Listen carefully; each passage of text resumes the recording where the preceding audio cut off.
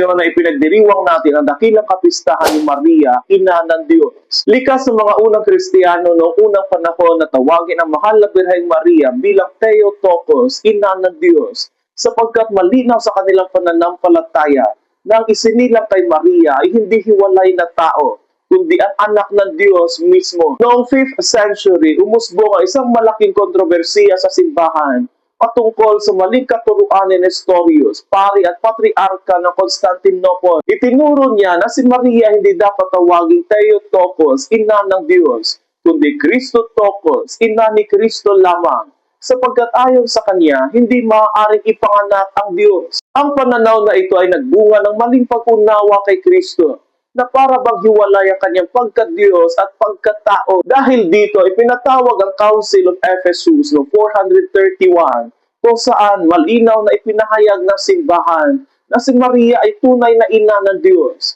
sapagkat ang isinilang sa kanya ay iisang persona, ang salita ng Diyos na nagkatawang tao. Mula noon, lalong pinagtibay at ipinagdiwang ng simbahan ang katotohanan ito, hanggang sa opisyal na mailagay ito sa liturgical calendar ng simbahan. Ang pagiging ina ng Diyos ni Maria ay isang dogma, ibig sabihin, isang katotohanan ipinahayag ng simbahan bilang dapat paniwalaan ng lahat ng mananampalataya. Ang dogma ng Theotokos ay nagtuturo na si Maria ay ina ng Diyos, hindi dahil siya ang pinagmula ng pagka-Diyos ni Kristo, kundi dahil ang anak na kanyang isinilang ay tunay na Diyos at tunay na tao. Si Jesus ay iisang persona lamang, ang anak ng Diyos. Siya ay may dalawang kalikasan, ganap na Diyos at ganap na tao. Ang taong isinilang ni Maria ay ang mismong anak ng Diyos. Ito ang pundasyong Christological sa dogmang ito. Ang pagtanggi sa titulong ito ay nagre-resulta sa maling pag-unawa kay Kristo. Kaya ang paggalang kay Maria bilang ina ng Diyos ay sa katotohanan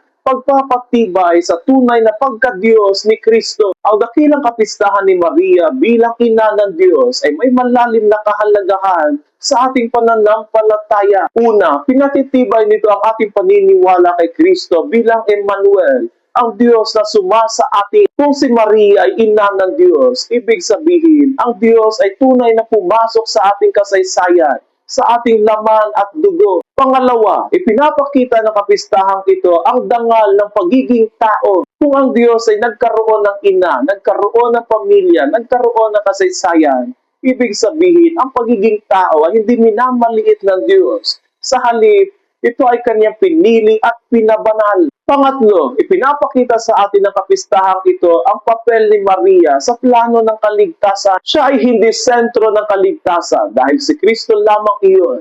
Ngunit siya ang unang tumanggap kay Kristo ng buong buo. Sa kanyang fiat, binuksan niya ang pintuan upang ang Diyos ay makapasok sa sanlibutan. Sa huli, ang kapistahang ito ay pinagdiriwang tuwing unang araw ng taon, kasabay ng World Day of Peace. Hindi ito nagkataon sapagkat kung si Maria ang ina ng prinsipe ng kapayapaan, siya rin ang ina na nagsasabi sa atin na ang tunay na kapayapaan ay nagsisimula sa pusong marunong magsabi ng oo sa Diyos. Sa pagsisimula ng taon, inilalagay tayo ng simbahan sa kamay ng mahal na Birheng Maria, hindi upang manatili sa Kanya, kundi upang dalhin tayo ng mas malalim sa Kanyang anak, si Jesucristo, ang Panginoon ng buhay at kapayapaan. Mahal na Birheng Maria, ina ng Diyos, ipanalangin mo kami.